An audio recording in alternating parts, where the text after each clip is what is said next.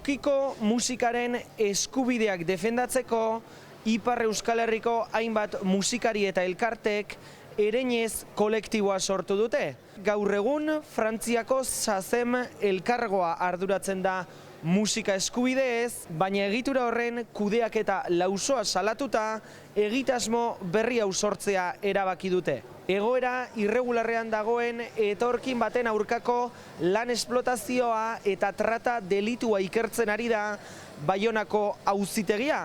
Aurreko astean izan zen epaiketa eta hainbat elkarte eta sindikatuk horrelako egoerak ez direla salbuespena salatu dute. Arratsalde on deizuela guztioi eta ongi etorri gaurko iparraldearen orenera. Horrekin batera ere ekonomia alternatiboa izango dugu ardatz, hain zuzen ere larunbatean Eusko Eguna ospatu baitzen. Eta horretan hainbat mugarri ospatu dituzte, tartean moneta mugaz gaindi zabaldu dela urten eta 5 milioi euskoren langa gainditu dutela. Guzti honekin, ekin diezaiegun apirilaren 20ko iparraldearen orenari.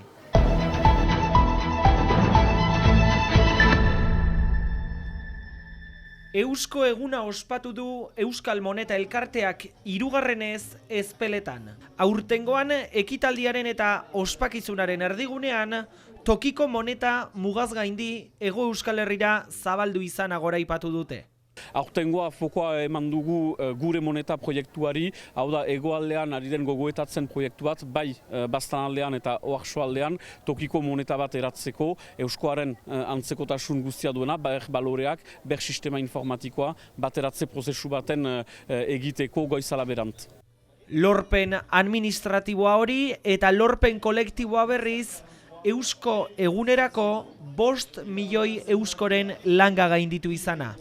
Eta nahi ginuen aurtengo Eusko Egunean 5 milioi euroko langa hori gainditzea, atzo lortu ginuen 5 milioi 97.000 eusko dira zirkulazioan gaur egun, beraz arrakastaren berri horren emaiteko eta badakigu ere bide badugula egiteko oraindik. Lorpenen ospakizunez gain, Tokiko monetaren egunak egitasmoa duela 13 urte sortu zenean zituen baloreak gogorarazteko ere balio du. Beraz, gure erronka da egunerokoan egitea tresna ekonomiko bat garatzen dituenak harreman sozial eta ekonomikoak lekuan bertan eta euskararen aldeko apostua ere gehitu ginuen dola 13 urte sortu ginelarik, afitsak eta elebiduna urrik bermatzen dugulakotz gure profesional guztientzat.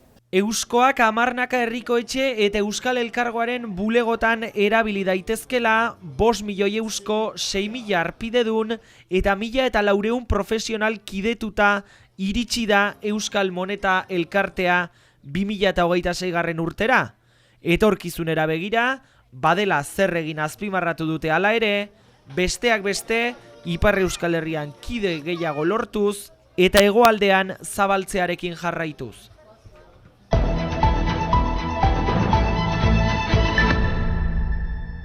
Baionako auzitegiak etorkin batek jasandako ustezko lan esplotazio eta trata delitua aztertu du. Kasua 2020 eta 2024 urteen artean gertatu zen Biarritzen. Etxeko jabe batek egoera irregularrean zegoen etorkin bat kontratatu zuen etxeko lanak egiteko, baina egiaren unean 3. adineko pertsona bat zaintzia zen lana, asteko 7 egunetan goizetik arratsera. Lan kontratuan egin behar zituen gauza guztiak ziren egiazkoak eta bukaeran trata humana bezala konsideratua izan dela, zenta 4 urtez, 24 orduz lan egiten zuen, 7 egunez, ezen kasik etxetik ateratzen eta pertsona adinetako pertsona batetaz arduratzen 24 orduz eta oino okerrago bizi balintzak eta lan balintzak indignak zirela. Prokuradoreak jasotakoa trata delitutzat hartzea eskatu dio epaileari, baita 2 urteko kartzela zigorra gibelapenarekin eta zigor ekonomikoa. Kasu asko daudela eta egia da permanentzia guztietan ikusten ditugu 10 eta 10 langile. Prekaritate handietan diren langile horiek, paperik gabekoa izaitea ez du laguntzen, ez du askotan permititzen eta baimentzen urrunago jutea. Beraz, beldurrengatik langile askok atzera egiten dute Epailearen aurrera iritsi den kasu hau ez da salbuespena, Ipar Euskal Herrian hainbat etorkinen aldeko elkarte eta sindikatu elkarlanean ari dira honelako lan esplotazioak atzemateko. Konponbidea ordea, eurek argi dute. Lan kontratu bat, karta bat. Lan kontratu bat balima daukazu, baimena daukazu, bai bizitzeko eta bai lan egiteko, eta baimena horiekin ez gea sartzen sur esplotazio honetan, ez gea sartzen beldurraren gainean, eta beraz bizi baldintzak normalago batera iristeko aukera ematen diona. Egoera irregularrean dauden etorkinen aurka burutzen diren lan bortizkeri hauek, behin betiko bukatzeko, lan eta migrazio politikak aldatu beharra azpimarratu dute eragileek.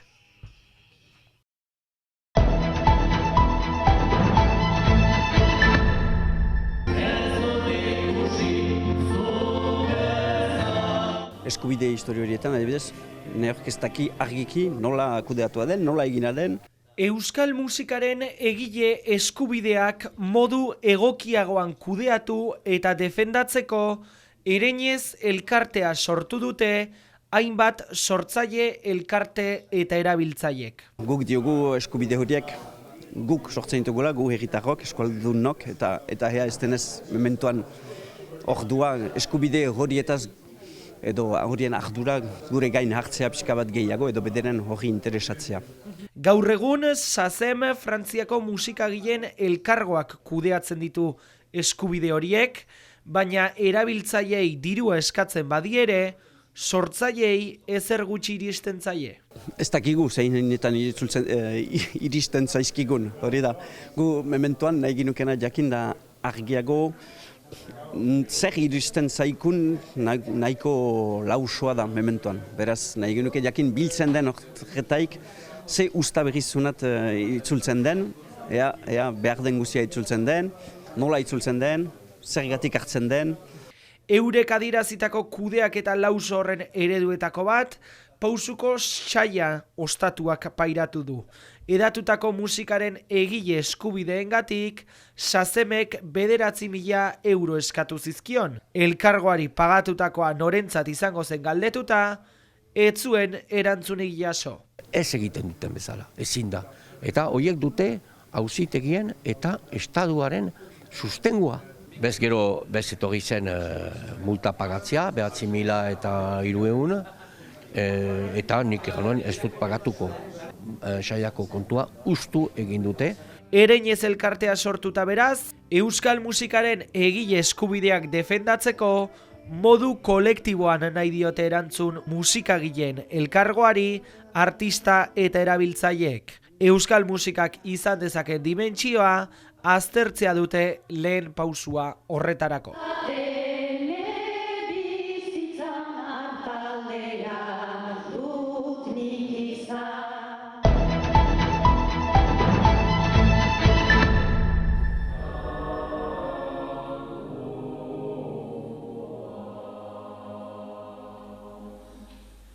Baionako Polifoniak taldeak kontzertu eskaini zuen bart Ezpeletako elizan.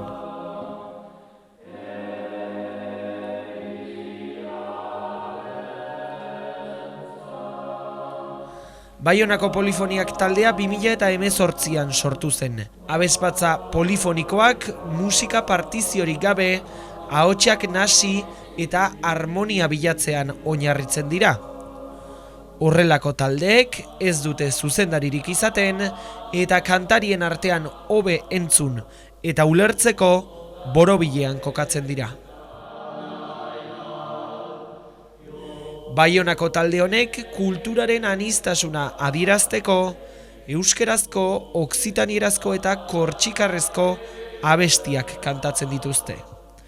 Irudi eta doinu eder hauekin agurtzen dugu gaurko saioa. Arratsalde ona izan eta bihar arte.